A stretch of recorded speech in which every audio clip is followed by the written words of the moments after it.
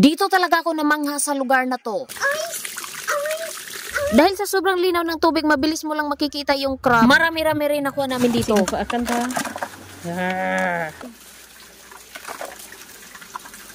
Unsa nang ay pagsabay. Hello! Wow! Hala! Ay. Ya. Sakit. Hello mga kalamay, magandang araw sa inyong lahat. For today's video, mangunguha tayo ng crab. So, what's up mga ka-idol? So, nata karon diri sa kasubaan. Manikop ta karon. So, nara tong tigdala og kuan sudlanan. So, hopefully nga dagang tag makuha. So, let's go!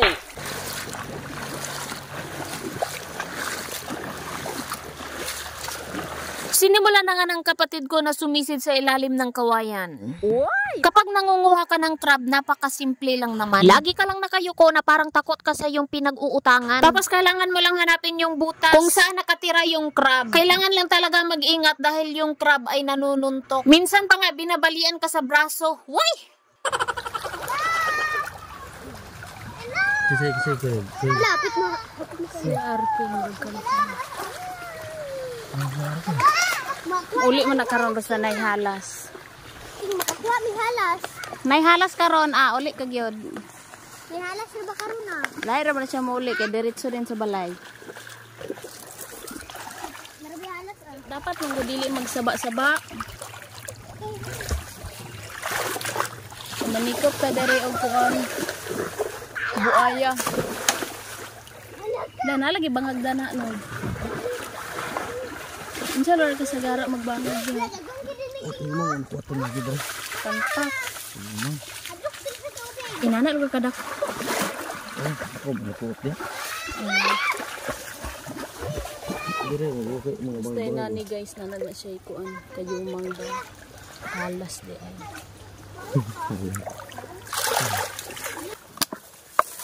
Oh, pag inay sulod.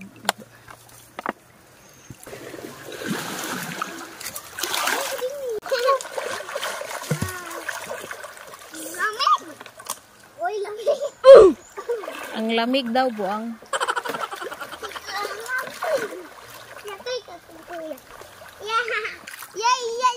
Lawal ka limatok diri nung lunong kayo. Ha? Wala. Lunong kay guys, murag naa diri nagpulong anaconda.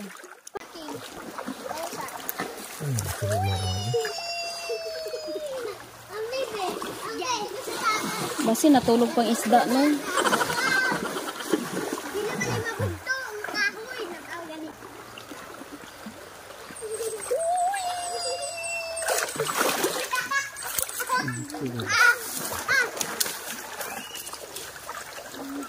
So wala pa gihapon tay kuha kay murag tulog pa ang mga isda.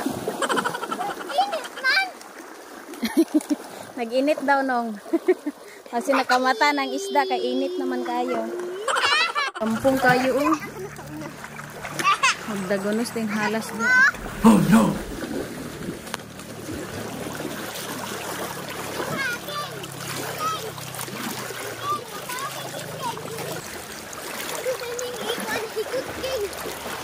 Wala pa rin kami nakuha ni isa dito. Dahil yung mga crab binahaan at nag-evacuate na. So ngayon hahanapin natin ang evacuation center nila. Buriring mananoy.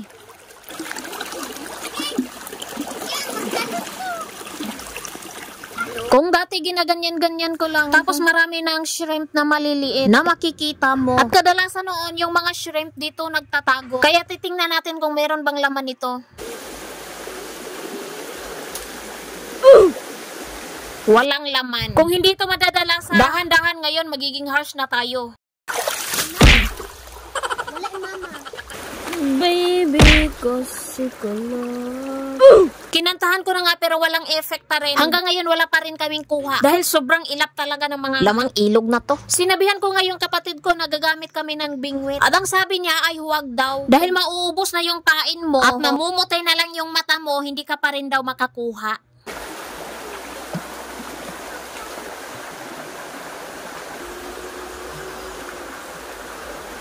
Kung saan-saan na nga siya nagsuot at ilang butas na yung naanon niya. Pero hanggang ngayon wala pa rin kaming kuha kaya proceed tayo sa unahan na naman. Iya. Putik.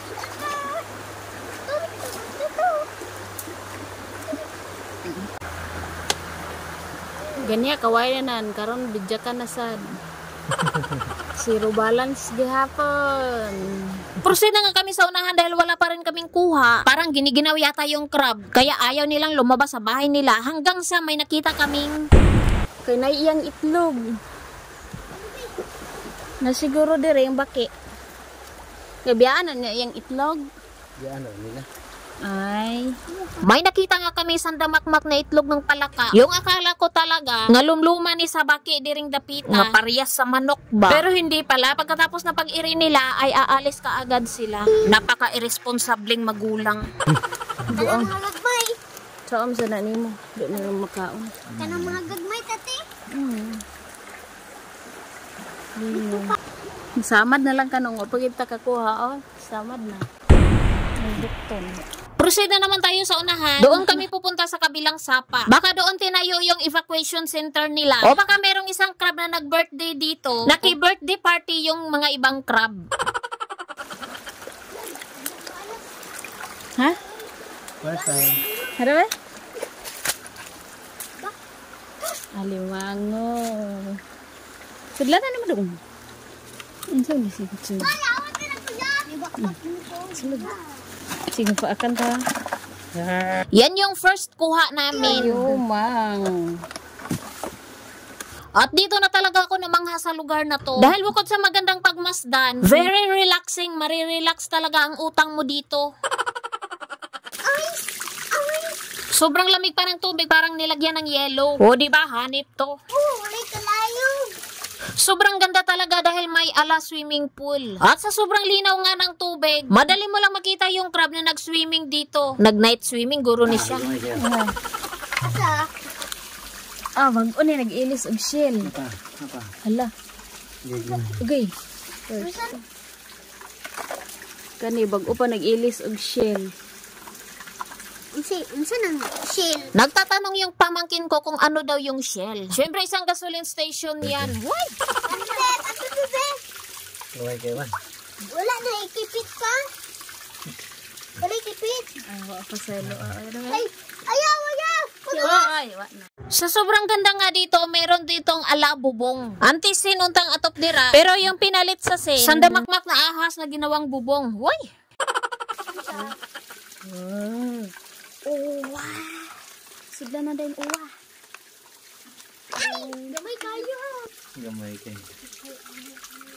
Meron sana siyang nahuling shrimp. Kaso nakatakas nga lang dahil hindi niya ito pinusasan. Ano ito? Gamay yung Nagkabuhi. Nakabuti. Ang pinit pa. Kayo man. Dako kayo.